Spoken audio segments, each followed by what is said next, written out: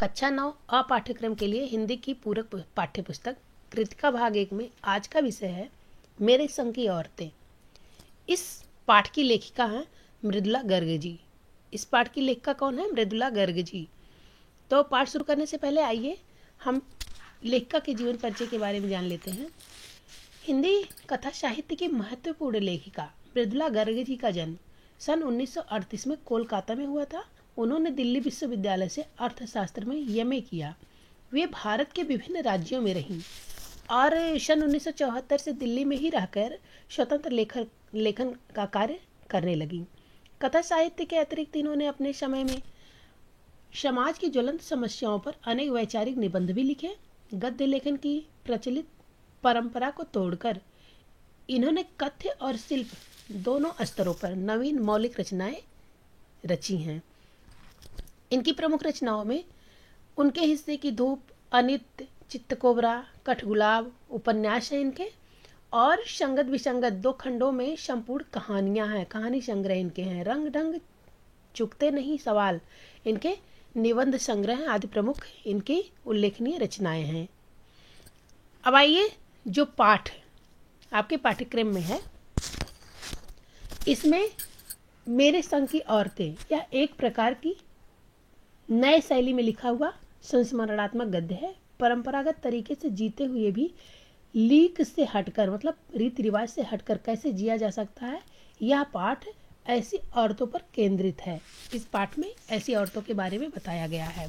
आइए यहाँ लेखिका बताती हैं क्या कहती हैं। मेरी एक नानी थी, जाहिर है, पर मैंने उन्हें कभी देखा नहीं था। मेरी माँ की शादी होने से पहले ही उनकी मृत्यु हो चुकी थी। शायद नानी से कहानी ना सुन पाने के कारण बाद में हम तीनों बहनों को खुद कहानियाँ कहनी पड़ी।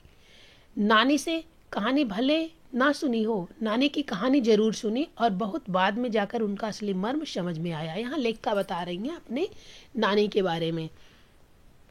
ठीक है, नानी को याद करते हुए लेखिका बताती हैं कि लेखिका ने अपने परिवार की औरतों के विषय में और उनके व्यक्तित्व के बारे में, उनके स्वभाव के बारे में इस पूरे पाठ में बताया है अपने नानी के बारे में। वो कहती हैं कि मेरी एक नानी थी, लेकिन वो मतलब पहले ही मर चुकी थी। लेखिका उनसे मिली नहीं थी, देख नहीं पाई थी उनको। बता रही हैं कि मेरी माँ की शादी के पहले ही वो मर चुकी थी और वो जिन रीति रिवाजों में जीती थी, ये मतलब पर्दा प्रथा में जीती थी। उनकी नानी पारंपरिक अनपढ़ पारदर्शी औरत थी। अपने नानी के बारे में बता रही हैं जिनके पति शादी के तुरंत बाद उन्हें छोड़कर बैरिस्ट्री पढ़ने विलायत चले गए थे। अपने नाना जी के बारे में बता रही हैं। कह रही हैं कि वो शादी के तुरंत बाद नानी को छोड़ करके चले गए थे विलायत पढ़ने, और वहाँ कैम्ब्रिज विश्वविद्यालय से डिग्री लेकर जब नाना लौटे तो वहाँ के विलायती रीति रिवाजों उसके तौर तरीक़ों से अपनी ज़िंदगी बसर करने लगे। लेकिन नानी के अपने रहन सहन पर उसका कोई असर नहीं पड़ा, विलायती प्रभाव नहीं पड़ा, और उन्होंने अपनी कोई भी इच्छा अथवा आकांक्षा, अपनी कोई भी पसंद या नापसंद कभी नाना से शेयर नहीं किया। उन्होंने मतलब कभी बांटा नहीं, और वो अपनी ज़िंदगी में जी रही थी और नाना जी अपनी ज़िंदगी में विलायती रीति रिवाज में जी रहे थे। अब यहाँ बता रही हैं लेखिका कि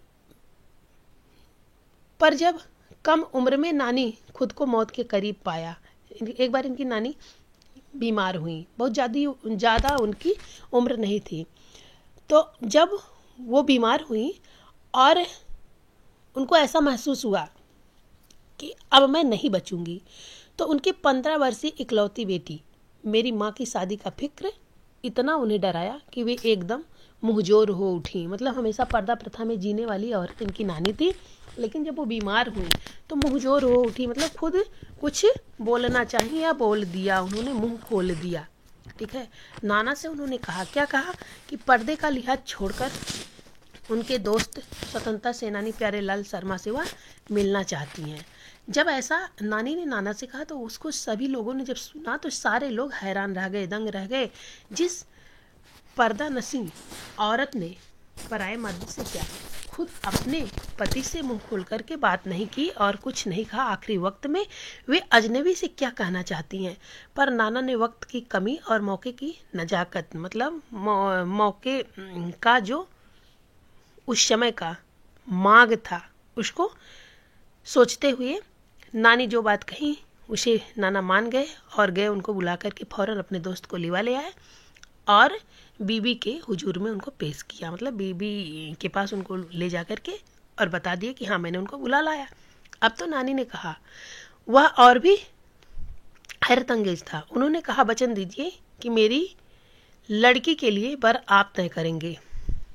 अपने पति के दोस्त से जब नानी ने अपने दिल की बात कही तब वह सुनकर के सभी लोग और परेशान हो गए, मतलब और ही हैरत लोगों के मन में आ गया कि कभी जिन्होंने अपनी ऊंची आवाज़ नहीं बोली या अपने पति से जिन्होंने अपने मन की बात को शेयर नहीं किया एक पराये आदमी से, वो अपनी बात को ऐसा क्यों कह रही हैं। तो यह सुनकर सबको आश्चर्य लगा और उन्होंने कहा क्या कि मेरी पुत्री जो 15 वर्षीय उस समय थी उनके लिए वर आप तय करेंगे। मेरे पति तो साहब हैं और मैं नहीं चाहती कि मेरी बेटी की शादी साहबों के फरमा बरदार से हो, ठीक है। वह नहीं चाहती थी कि जो साहबों की हुकूमत स्वीकार करे, उनकी आज्ञाकारिता स्वीकार करे, ऐसे लोगों से मेरी बेटी की शादी हो। आप अपनी तरह आज़ादी के सिपाही को ढूंढ करके उसकी शादी करवा दीजिएगा। कौन कह सकता था कि अपनी आज़ादी से पूरी तरह बेखबर उस औरत के मन में देश की आज़ादी के लिए ऐसा जुनून होगा। बाद में मेरी समझ में आया कि दरअसल वे निजी जीवन में काफ़ी आज़ाद ख्याल रही होंगी। ठीक है, उन्होंने नाना की ज़िंदगी में कोई दखल नहीं दिया, ना उसमें कभी साझेदारी की, पर अपनी ज़िंदगी को अपने ढंग से जीती जरूर रही हैं, ठीक है। पारंपरिक जो घरेलू उबाऊ व खामोश ज़िंदगी जीने के आज के हिसाब से क्रांतिकारी चाहे कुछ न रहा हो, दूसरे की तरह जीने के लिए मजबूर ना होने में असली आज़ादी कुछ ज़्यादा ही रहती है, ऐसा उन्होंने महसूस किया होगा और इसीलिए वो अपनी ज़िंदगी अपने तरीके से जीती थी। कभी नाना के विलायती रीति रिवाज में वो खुद को नहीं ढाल सकें। अब यहाँ लेखिका बता रही हैं कि खैर इस तरह मेरी माँ की शादी ऐसे पढ़े लिखे होनहार लड़के से हो गई। अपने माँ के बारे में लेखिका यहाँ बता रही हैं कि मेरी माँ की शादी पढ़े लिखे एक होनहार लड़के से हो गई, ठीक है। अब लेखिका ने पहले अपनी नानी के बारे में जो देखा, जो बताया, जो सुना था, उसको यहाँ जीवंत रूप में प्रस्तुत किया है। लेखिका ने अपनी नानी को देखा तो नहीं था, परंतु उनके विषय में सुना बहुत था। लेखिका को पता चला कि उनकी नानी परंपरावादी, अनपढ़ और पर्दा प्रथा मानने वाली औरत थी। लेखिका के नाना ने शादी के बाद कैम्ब्रिज विश्वविद्यालय से बैरिस्ट्री की थी। वे विदेशी सांसौकत से जिंदगी बिताने लगे, पर नानी पर इसका कोई असर ना पड़ा। नानी ने अपनी पुत्री अर्थात लेखिका की शादी ऐसे लोगों से नहीं करवाना चाहती थी जो अंग्रेजों की हुकूमतबाजी करते हों, अंग्रेजों के गुलाम रहते हों। नानी ने अपनी पुत्री की शादी का जिम्मा अपने पति के मित्र स्वतंत्रता सेनानी प्यारे लाल को सौंप दिया। वह अपनी बेटी की शादी किसी साहब से न करवाकर आज़ादी के सिपाही से करवाना चाहती थी। उनके मन में आज़ादी की भावना कूट कूट कर भरी हुई थी। अपनी माँ के बारे में लेखिका लिखती हैं मृदुला गर्ग जी और कहती हैं कि लेखिका की माँ की शादी एक स्वतंत्रता सेनानी के साथ हुई थी। दुबली पतली माँ को अब खादी की साड़ी पहननी पड़ती थी जो उनके लिए असह्य थी। पिता तो खाली हाथ थे, परंतु माँ की ईमानदारी, सुंदरता, नजाकत और निष्पक्षता आदि भावों से सभी लोग प्रभावित थे। लेखिका ने अपनी माँ को कभी भारतीय माँ जैसा नहीं पाया। वह घर परिवार और बच्चों के खान पान आदि में अधिक रुचि नहीं लेती थी। उन्हें पुस्तकें पढ़ना और संगीत सुनने का शौक था। उनमें दो गुण विशेष रूप से मौजूद थे, एक कभी झूठ ना बोलना और दूसरा वे एक की गोपनीय बात को दूसरे पर जाहिर नहीं होने देती थी। इनकी माँ की यही विशेषता थी, लेखिका की माँ की, ठीक है। और बाकी चीज़ों में कभी उनकी रुचि नहीं लगती थी, ऐसा लेखिका मानती हैं। मैंने अपनी दादी को कई बार, लेखिका अपनी दादी के बारे में बता रही हैं और कह रही हैं कि मैंने अपनी दादी को कई बार कहते सुना था। क्या कहते? हम हाथी पे हल ना जुतवाया करते, हम पे बैल हैं। बचपन में ही मुझे इस जुमले का भावार्थ, जुमला मतलब इस कहावत का भावार्थ समझ में आ गया था जब देखा था कि हम बच्चों की ममतालु परवरिश के मामले में माँ के सिवा घर के सभी प्राणी मुस्तैद रहते थे, लगे हुए जुटे हुए रहते थे, ऐसा लेखिका देखती थी। दादी और उनकी जिठानियाँ ही नहीं, खुद मर्दजात मतलब पिताजी भी ऐसा करते थे कि बच्चों की देखभाल करते थे। पर ठोस काम ना करने का यह मतलब नहीं था कि माँ को आज़ादी का जुनून कम था। वह भरपूर था और अपने तरीके से वे उसे भरपूर निभाती भी थी। जाहिर है कि जब जुनून आज़ादी का हो तो उसे निभाना आज़ादी से चाहिए, जिस तिस से पूछकर उसके तरीके से नहीं, खुद अपने तरीके से निभाना चाहिए। जो लेखिका की माँ उस प्रकार से उस जुनून को निभाती थी। हमने अपनी माँ को कभी भारतीय माँ जैसा नहीं पाया, लेखिका बता रही हैं। ना उन्होंने कभी हमें लाड प्यार किया, ना हमारे लिए खाना पकाया और ना अच्छी पत्नी बहू होने की सीख दी। कुछ अपनी बीमारी के चलते, मतलब उनकी माँ दुबली पतली थी, शरीर से कमज़ोर थी, तो लेखिका बता रही हैं कि कुछ तो अपनी बीमारी के चलते भी वे घर बार नहीं संभाल पाती थी। पर उनमें ज़्यादा हाथ उनकी अरुचि का था, मतलब करना भी नहीं चाहती थी। उनका ज़्यादा वक्त किताबें पढ़ने में बीतता था, बाकी वक्त साहित्य चर्चा में या संगीत सुनने में, और वे ये सब बिस्तर पर लेटे लेटे किया करती थी। फिर भी जैसा मैंने पहले कहा, हमारे परंपरागत दादा दादी या उनकी ससुराल के अन्य सदस्य उन्हें ना नाम धरते थे, ना उनसे आम औरत की तरह होने की अपेक्षा ही रखते थे। उनमें सबकी इतनी श्रद्धा क्यों थी? इसलिए क्योंकि जबकि वह पत्नी, माँ और बहू के किसी प्रचारित कर्तव्य का पालन नहीं करती थी।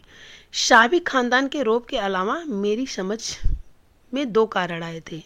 मतलब ये कोई शाही खानदान की नहीं थी, ऐसा शाही खानदान की बेटी थी ऐसा नहीं था इसका कारण। उसमें दो कारण नजर आया। लेखिका बता रही हैं कि वे दो कारण कौन कौन से थे कि वे कभी झूठ नहीं बोलती थी और वे एक की गोपनीय बात दूसरे पर जाहिर नहीं होने देती थी। पहले के कारण उन्हें घर वालों का आदर मिला हुआ था और दूसरे के कारण बाहर वालों की दोस्ती उन्हें मिली हुई थी। दोस्त वे हमारी माँ भी थी। माँ की भूमिका हमारे पिता बखूबी निभा देते थे। ठीक है, पिता ही हमारी देखभाल कर लेते थे, ऐसा लेखिका ने बताया है। मुझे याद है बचपन में भी हमारे घर में किसी की चिट्ठी आने पर कोई उससे यह नहीं पूछता था कि उसमें क्या लिखा है, भले वह एक बहन की हो, दूसरी बहन के नाम, और माँ यह जानने को बेहाल हो कि बीमारी से वह उबरी कि नहीं। छोटे से घर में 6 बच्चों के साथ सास ससुर आदि के रहते हुए भी हर व्यक्ति को अपना निजत्व बनाए रखने की छूट थी। इसी निजत्व बनाए रखने की छूट का फायदा उठाकर हम 3 बहनें और छोटा भाई लेखन के हवाले हो गए। लेखिका बता रही हैं कि इनकी 3 बहनें भी लेखिका हैं और इनका छोटा भाई भी लेखक है। लेख से खिसके अपने पूर्वजों में माँ और नानी ही रही होती तो गनीमत रहती, पर अपनी एक परदादी भी जिन्हें कतार से बाहर चलने का शौक था। जैसे लेखिका बता रहे हैं कि मेरी माँ ही ऐसी रही होती, परंपरा से हट करके चलने वाली, या मेरी नानी ही तो ठीक था, लेकिन यहाँ दादी भी थी, परदादी, जो लीक से हटकर या परंपरा से हटकर चलने का उनको भी शौक था। उन्होंने व्रत ले रखा था कि अगर खुदा को फजल से उनके पास कभी 2 ज़्यादा धोतियाँ हो जाएंगी तो वे दान करेंगी। ठीक है, उनको तो दान का जज्बा लगा हुआ। जैन समाज में अपरिग्रह की सनक बिरादरी बाहर हरकत नहीं मानी जाती, इसलिए वहाँ तक तो ठीक था। पर उनका असली जलवा तब देखने को मिला जब मेरी माँ पहली बार गर्भवती हुई। मेरी परदादी ने मंदिर में जाकर के मन्नत मांगी।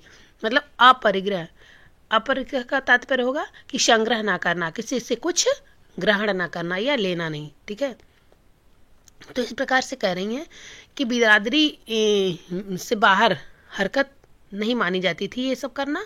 ठीक है, जैन समाज के अंतर्गत ही माना जाता था, इसलिए वहाँ तक जो दान वान दे देती थी, 2 धोतियों की बात, तीसरा जब होता था तो उनकी परदादी दान दे देती थी, या कोई मतलब लीक से हटकर बात नहीं मानी जाती थी, इसलिए वहाँ तक तो ठीक था।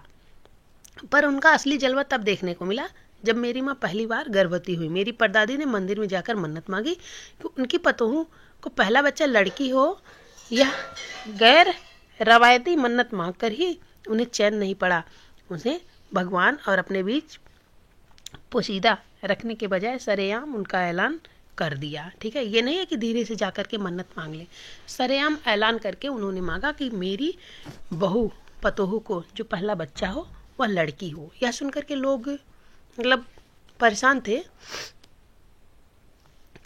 और लगातार इनके यहाँ 5-5 लड़कियों का जन्म होता है। ठीक है, इनकी 5-5 पोतियाँ होती हैं, तो उनके फितूर की कोई वाजिब वजह ढूंढे ना मिली। यह भी नहीं कह सकते थे कि खानदान में पुश्तों से कन्या पैदा नहीं हुई थी, इसलिए माँ जी बेचारी कन्यादान के पूरे के अभाव को पूरा करने के चक्कर में ऐसा कहीं, क्योंकि पिताजी को ही नहीं दादाजी की भी बहनें मौजूद थी। हाँ, पहला बच्चा हर बहू का बेटा होता रहा था। खैर, माँ जी ने अपनी तरफ से कोई सफाई नहीं दी, बल्कि बदस्तूर मतलब जो कुछ नियम है, नियम कानून जो है, उसी को माँ जी ने माना और मंदिर जाकर मन्नत दोहराती रही। पूरा नकुड़ गांव जानता था कि माँ जी का भगवान के साथ सीधा साधा तार जुड़ा हुआ है, बेतार का तार। इधर वह तार खींचती, उधर टन से तथास्तु बजता। मेरी दादी तो पहली मर्तबा में ही तैयार हो गई थी कि गोद में खेलेगी तो पोती, पर माँ जी की आरजू किस कदर रंग लाएगी उन्हें भी गुमान ना रहा होगा। ठीक है, इस प्रकार से लड़की की गैरवाजिब जुस्तजू सुन भगवान कुछ ऐसे अफरा तफरी में आ गए कि एक ना दो ना तीन, मतलब सीधे सीधे 5 कन्याओं का जन्म उनके घर में हुआ। ठीक है, और एक बार की बात है, लेखिका बता रही हैं मृदुला गर्ग जी कि इनकी जो परदादी थी वो तो लीक से हटकर चलती थी। एक बार इनके घर में एक चोर घुसा। ठीक है, चोर चोरी करने के लिए आया और उस बार की घटना है कि जब घर के सभी लोग घर से बाहर एक बारात में गए हुए थे, लेखिका की परदादी शोर से बचने के लिए एक दूसरे कमरे में जाकर के सो गई थी। तभी एक चोर उनके घर में घुसता है सेंध लगा करके। ठीक है, और उसी कमरे में सीधे सेंध लगा करके चोर उसी कमरे में आता है जिस कमरे में उनकी दादी सोई हुई थी। ठीक है, तो जब वह चोर आता है, उस कमरे में घुसता है, तो परदादी की नींद खुल जाती है। उन्होंने चोर से एक लोटा पानी लाने के लिए कहा। उन्होंने कहा, पहले तो इत्मीनान से उन्होंने पूछा कि कौन। ठीक है, चोर ने भी इत्मीनान से बताया कि मैं चोर। ठीक है, युगों से चले आ रहे पारंपरिक असंगत जवाब चोर ने दिया। तो दादी ने कहा, पानी पिला दो। चोर ने झिझक कर कहा कि जी मैं चोर, ऐसा झिझक कर कहते हुए रह गया। तब तक माँ जी ने बिस्तर के बराबर में टटोल कर देखा और लोटा खाली था। ऐसा देखकर उन्होंने कहा, यह लोटा ले और कुएं से पानी भर लिया, पर कपड़ा कसकर बांधे रखियो और तरीके से छानियो। चोर उस समय घबरा गया और सोचने लगा कि इस बुढ़िया को सब कुछ दिखाई दे रहा है। ऐसा हैरान होकर के चोर ने कहा, क्या कहा कि ठीक है कहा करके वह लोटा लिया और पानी लेने के लिए कुएं पर गया और पानी लेकर के आया। परदादी ने पानी पिया। यहाँ देखिए, परदादी इनकी जो है वो पानी पी रही हैं। परदादी को चोर ने पानी पिलाया और परदादी ने जब पानी पिया तो उन्होंने कहा, क्या कहा कि अब तो हम माँ बेटे हुए। तूने मुझे पानी पिलाया इसलिए तू मेरा बेटा हुआ और मैं अब तुम्हारी माँ हुई। अब तू चाहे चोरी कर या खेती कर। ठीक है, कहा परदादी ने, अब तो हम माँ बेटे हुए, तू पूरा घर में चोरी कर सकता है, पूरे घर में चोरी कर सकता है। तेरा मन करे तो तू चोरी कर, अथवा तुम्हारा मन नहीं करता है तो तू चोरी छोड़ दे और चोरी छोड़ करके खेती करने में लग जा, जैसा तेरा मन करे। ऐसा जब परदादी ने कहा तो चोर ने चोरी छोड़ करके खेती करना शुरू कर दिया। ठीक है, लेखिका अपने परिवार के बारे में बताते हुए कह रही हैं कि सन 1947 में भारत स्वतंत्र हुआ। तब लेखिका को टाइफाइड हो गया था, इसलिए वह स्वतंत्रता दिवस समारोह में शामिल ना हो सकी। लेखिका की चारों बहनें इस बात को लेकर कभी हीन भावना का शिकार नहीं हुई कि वे लड़की हैं। पहली लड़की जिसके लिए परदादी ने मन्नत मांगी थी वह लेखिका की बड़ी बहन मंजुला भगत थी। उनका घर का नाम रानी था और दूसरे नंबर पर लेखिका थी। उनका घर का नाम क्या था? उमा था। ठीक है, लेखिका से छोटी बहन का घर का नाम गौरी और बाहर का चित्रा था। उससे छोटी रेणु और अचला थी। 5 बहनों के बाद एक भाई हुआ राजीव। लेखिका का भाई राजीव हिंदी में और अचला अंग्रेजी में लिखने लगी। रेणु का स्वभाव विचित्र था। वह स्कूल से वापसी के समय गाड़ी में बैठने से इनकार कर देती। उसका विचार सामंतवादी व्यवस्था के खिलाफ था। पैदल चलकर पसीने से तरतर होकर वह घर आती थी। वह बीए पास करना भी उचित नहीं मानती थी। एक बार उसने बचपन में जनरल थिमैया को पत्र लिखकर उनका फोटो मंगवा लिया था। और निडर चित्रा अपनी दूसरी बहन के बारे में बता रही हैं लेखिका कि निडर चित्रा लेखिका की तीसरी बहन चित्रा पढ़ने में कम, पढ़ाने में अधिक रुचि रखती थी, इसलिए उनके कम अंक आते थे और उनके शिष्यों के ज़्यादा अंक आते थे। क्योंकि वो पढ़ने में कम ध्यान लगाती थी और पढ़ाने में ज़्यादा ध्यान लगाती थी।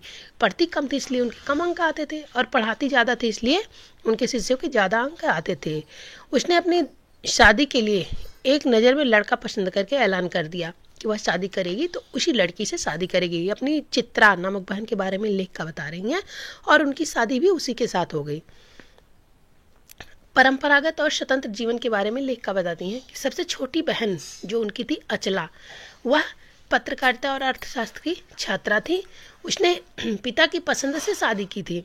उसे भी लिखने का रोग लग गया था। सभी ने शादी का निर्वाह भली प्रकार किया। लेखिका शादी के बाद बिहार के एक कस्बे डालमिया नगर में रहीं। वहाँ की औरतों के साथ उन्होंने कई नाटक किए। बाद में मैसूर राज्य में एक कस्बे जो मैसूर में पड़ता था, बागलकोट, वहाँ लेखिका रही। लेखिका ने अपने बलबूते प्राइमरी स्कूल खोलकर दिखा दिया कि वे अपने प्रयास में कभी असफल नहीं हो सकती, परंतु लेखिका स्वयं को अपनी छोटी बहन रेणु से कमतर आंकती हैं। एक अन्य घटना के बारे में लेखिका मृदुला गर्ग जी बताती हैं कि घटना का स्मरण करते हुए वे लिखती हैं कि दिल्ली में 1950 के अंतिम दौर में 9 इंच तक तेज बारिश हुई। चारों ओर पानी पानी भर गया। रेणु की स्कूल बस नहीं आई। उसने सबने उसे स्कूल जाने से मना किया कि स्कूल बंद होगा और स्कूल मत जाओ, परंतु अपनी धुन की पक्की रेणु 2 मील पैदल चलकर स्कूल पहुंची और स्कूल बंद होने के कारण वापस लौट आई। इससे उसका साहसी स्वभाव झलकता है। लेखिका का मानना है कि अपनी धुन में मंजिल की ओर चलते चले जाने का और अकेलेपन का मजा कुछ और ही होता है। इसके बारे में लेखिका यहाँ बताती हैं कि इसका कुछ लेखिका बता रही हैं कि उनकी बहन जब उस दिन बारिश बहुत तेज हो रही थी और गाड़ी नहीं आई थी, पैदल चल रही थी, तो उस समय उसके चलने का अलग ही अंदाज रहा होगा। सुनसान शहर में निचाट अकेले अपने धुन में मंजिल की तरफ चलते चले जाना, सच अकेलेपन का मजा कुछ और ही होता है, ऐसा लेखिका ने महसूस किया। इस प्रकार यह पूरा पाठ हमने आपको समझाया। इस पाठ पर आधारित जो प्रश्न है उनका उत्तर आप देख लीजिए। पहला प्रश्न है, लेखिका ने अपने नानी को कभी नहीं देखा, फिर भी उनके व्यक्तित्व से वे क्यों प्रभावित थीं?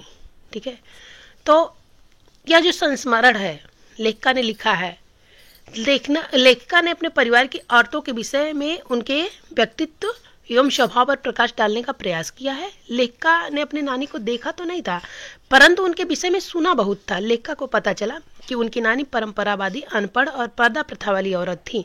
लेखिका के नाना ने जब शादी के बाद उन्हें छोड़ करके कैम्ब्रिज विश्वविद्यालय सेवा रजिस्ट्री की थी, पढ़ने चले गए थे। वे विदेशी शान शौकत से जिंदगी वहाँ से आकर बिताने लगे थे, पर नानी पर इसका कोई असर नहीं पड़ा था। नानी ने अपनी पुत्री अर्थात लेखिका की माँ की शादी का जिम्मा अपने पति के मित्र स्वतंत्रता सेनानी प्यारेलाल शर्मा जी को सौंप दिया। वह अपनी बेटी की शादी किसी साहब से ना करवाकर आज़ादी के सिपाही से करवाना चाहती थी। उनके मन में आज़ादी की भावना कूट कूट कर भरी थी। लेखिका की नानी की आज़ादी के आंदोलन में किस प्रकार भागीदारी रही? दूसरा प्रश्न है, इसका उत्तर देख लीजिए। लेखिका मृदुला गर्ग की नानी की आज़ादी के आंदोलन में प्रत्यक्ष रूप से भागीदारी नहीं थी। उन्होंने किसी भी स्वतंत्रता आंदोलन में सक्रिय भागीदारी नहीं दिखाई, अर्थात हिस्सा नहीं लिया, लेकिन उन्हें दिल से आज़ादी की चाह थी।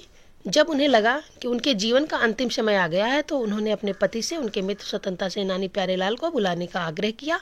उन्होंने अपने पति से कभी खुलकर बात नहीं की थी, लेकिन प्यारेलाल जी से बेटी की शादी के लिए आज़ादी का सच्चा सिपाही तलाश करने का वचन लिया। वे नहीं चाहती थीं कि उनकी बेटी की शादी अंग्रेजों के नौकरी करने वाले भारतीय से हो। इससे पता चलता है कि उनकी रग रग में आज़ादी का जुनून बसा हुआ था। वे पूर्ण रूप से स्वतंत्रता चाहती थीं। तीसरा प्रश्न है कि लेखिका की माँ परंपरा का निर्वाह न करते हुए भी सबके दिलों पर राज करती थी। इस कथन के आलोक में लेखिका की माँ के व्यक्तित्व की विशेषताएं लिखिए और लेखिका की दादी के घर के माहौल का शब्द चित्र अंकित कीजिए। ठीक है, तो पहला है कि लेखिका की माँ के व्यक्तित्व की विशेषताएं लिखना है, उसको आप देख लीजिए। लेखिका की माँ परंपरावाद के खिलाफ थी, रीति रिवाजों से हटकर चलती थी, वे सबके हृदय पर राज करती थी, वे सुंदर व्यक्तित्व की धनी औरत थी, वे ईमानदार निष्पक्ष था, सच का समर्थन करने वाली महिला थी, वे सबको अच्छी सलाह देती थी, वे किसी की भी गोपनीय बात को किसी दूसरे के सामने प्रकट नहीं करती थी, वे जो भी सलाह देती थी उसे पत्थर की लकीर की तरह निभाई जाती थी, सभी उनसे अपनी समस्याओं का जिक्र कर सलाह लेते थे। ठीक है, और इसमें देखिए खवाला, लेखिका की दादी के घर के माहौल का शब्द चित्र अंकित कीजिए। तो इसमें है, लेखिका की दादी के घर का माहौल बहुत अच्छा था, वहाँ बहू के साथ अच्छा व्यवहार किया जाता था, सभी सदस्यों में विनम्रता और अपनेपन का भाव था, परदादी भी साथ रहती थी, घर में स्वतंत्रता का वातावरण फैला हुआ था, घर में किसी की भी चिट्ठी आने पर यह नहीं पूछा जाता था कि उसमें क्या लिखा है, हर सदस्य को अपना निजत्व बनाए रखने की छूट थी। चौथा प्रश्न है, आप अपनी कल्पना से लिखिए कि परदादी ने पतोहू के लिए पहले बच्चे के रूप में लड़की की मन्नत क्यों मांगी कि पहला बच्चा लड़की पैदा हो। तो इसका उत्तर होगा बच्चों, परदादी परंपरा के विपरीत विचारों वाली महिला थी। ठीक है, पितृसत्तात्मक समाज में सभी लोग पहली संतान के रूप में पुत्र प्राप्ति की कामना करते थे, पर दादी इस परंपरा से हटकर चलती थी, इसलिए उन्होंने लड़की पैदा होने की मन्नत मांगी होगी। उनमें लड़की जात के प्रति अत्यधिक स्नेह का भाव था। पांचवा प्रश्न है, डराने धमकाने, उपदेश देने या दबाव डालने की जगह सहजता से किसी को भी सही राह पर लाया जा सकता है। पाठ के आधार पर तर्क सहित इसका उत्तर दीजिए। तो यहाँ देखिए कि एक रात लेखिका की परदादी के घर में चोर घुस गया। ठीक है, चोर उस कमरे में घुसा जहाँ उनकी दादी सोई हुई थी, उन्हें प्यास लगी तो उन्होंने चोर से ही पानी लाने को कह दिया। उसके बताने पर भी कि वह चोर है, दादी ने कुछ नहीं कहा, उसके साथ सहज व्यवहार किया, ना डराया ना धमकाया, आधा पानी खुद पिया और आधा उसे पिला करके उसे अपना बेटा स्वीकार किया। इसके बाद उन्होंने चोर पर ही फैसला छोड़ दिया कि वह चोरी करना चाहेगा या खेती करना चाहेगा। उसने खेती करने का फैसला किया और इस घटना से पता चलता है कि डराने धमकाने, उपदेश देने या दबाव डालने की जगह सहजता से किसी को भी सही राह पर लाया जा सकता है। छठवां प्रश्न है, शिक्षा बच्चों का जन्मसिद्ध अधिकार है, इस दिशा में लेखिका के प्रयासों का उल्लेख कीजिए। इसका उत्तर होगा कि शिक्षा बच्चों का जन्मसिद्ध अधिकार है। लेखिका मृदुला गर्ग जी चाहती थी कि सभी बच्चे शिक्षा प्राप्त करें। कर्नाटक के छोटे कस्बे बागलकोट इसीलिए उन्होंने एक प्राइमरी स्कूल खोल दिया। उस प्रदेश में क्रिश्चियन जनसंख्या कम थी, इसलिए कैथोलिक बिशप ने स्कूल खोलने में असमर्थता दिखाई। लेखिका ने गैर क्रिश्चियन बच्चों को भी शिक्षा पाने के लायक सिद्ध करते हुए अपना आग्रह जारी रखा। तब बिशप ने उनसे यह विश्वास दिलाने के लिए कहा कि वह स्कूल 100 वर्षों तक चलता रहेगा। वहां से सहायता न मिलने के कारण लेखिका ने स्वयं अंग्रेजी, हिंदी, कन्नड़ 3 भाषाएं पढ़ाने वाला प्राइमरी स्कूल खोला और कर्नाटक सरकार से उसे मान्यता भी दिलाई। 7वां प्रश्न है, पाठ के आधार पर लिखिए कि जीवन में कैसे इंसानों को अधिक श्रद्धा भाव से देखा जाता है। तो इस पाठ के आधार पर लिखना है। पूरा पाठ हमने आपको समझाया है, आपको समझ में भी अच्छे से आया होगा। जीवन में उन लोगों को अधिक श्रद्धा भाव से देखा जाता है जो हमेशा सच बोलने वाले हों, जो लोग किसी की भी गोपनीय बात को दूसरों के सामने प्रकट नहीं करते हैं, जो अपने इरादों से मजबूत हों, सबके साथ अच्छा व्यवहार करें तथा जिसमें हीन भावना ना हो। लेखिका की माँ में ये सभी विशेषताएं थी, इसलिए बीमार रहने के बावजूद उन्हें श्रद्धा भाव से देखा जाता था। 8वां प्रश्न है, सच अकेलेपन का मजा ही कुछ और है। इस कथन के आधार पर लेखिका की बहन एवं लेखिका के व्यक्तित्व के बारे में अपने विचार व्यक्त कीजिए। इसका उत्तर होगा, लेखिका की बहन रेणु ने अपनी इच्छा की मालकिन थी। जो लेखिका की बहन रेणु थी वह अपनी इच्छा की मालकिन थी। वह जो कुछ ठान लेती थी उसे करके ही रहती थी। एक बार तेज वर्षा हुई और बहुत अधिक पानी भरा होने के कारण सड़क पर ना के बराबर वाहन चलते थे। रेणु की स्कूली बस उसे लेने भी नहीं आई थी, तो वह स्कूल पैदल ही चली गई थी। स्कूल उस दिन बंद था, परंतु उसे इस बात का मलाल नहीं था कि स्कूल क्यों बंद है। वह वापस 2 मील चलकर घर पहुंच गई। लेखिका इस घटना को सुनकर हैरान हो उठी। उसे भी लगा कि अपनी धुन में मंजिल की ओर चलते चले जाने का रोमांच तथा अकेलेपन का मजा ही कुछ और होता है। ठीक है, इस प्रकार से बच्चों मेरे संग की औरतें नामक यह पूरा पाठ मैंने आपको बताया। और इस पाठ का सारांश भी मैंने आपको बताया, समझाया पूरा पाठ। इस पाठ का सारांश भी मैंने आपको बताया और इस पाठ पर आधारित प्रश्नों का उत्तर भी आपको मैंने समझाया। मुझे पूरा विश्वास है कि आपको अच्छे से समझ में ज़रूर आया होगा। अगर आप इस वीडियो को पहली बार देख रहे हैं तो वीडियो को लाइक करिएगा, अपने दोस्तों में शेयर ज़रूर करिएगा, और अगर आप चैनल को पहली बार देख रहे हैं तो चैनल को सब्सक्राइब ज़रूर करिएगा। धन्यवाद।